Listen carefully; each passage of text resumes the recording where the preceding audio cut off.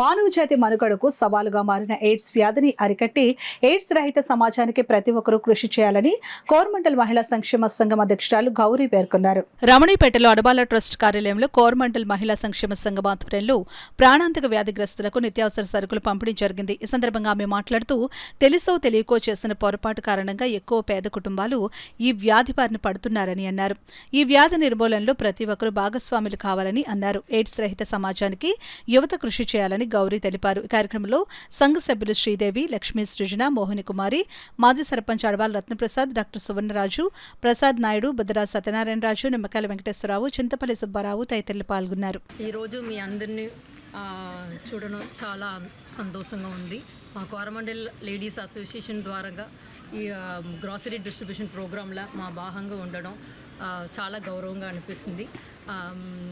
ఈ programme organise చేసిన Ratnaprasad sir and team members మీ అందరికీ మా హృదయపూర్వక ధన్యవాదాలు. ఇలాంటి కార్యక్రమాలు ఎప్పుడు చాలా ఇయర్స్ నుంచి మా కంపెనీ వాళ్ళు కంపెనీ అండ్ అసోసియేషన్ నుంచి చాలా ఇయర్స్గా చేసుకునే ఉంటారు. మీ అందరి ఆరోగ్యం మాకు చాలా ఇంపార్టెంట్. మీకు ఎప్పుడు మా సపోర్ట్ ఇస్తూనే ఉంటాము ప్రతి ఒక్కరికి. సో ఇలాంటి అవేర్నెస్ ప్రోగ్రాము అన్నీ మా ద్వారాగా ఎప్పుడూ జరుగుతుంది. మీ ఆరోగ్యం బట్టి మీకు ఎప్పుడూ సపోర్ట్ ఇచ్చినట్టుగా మా పని చేస్తాము.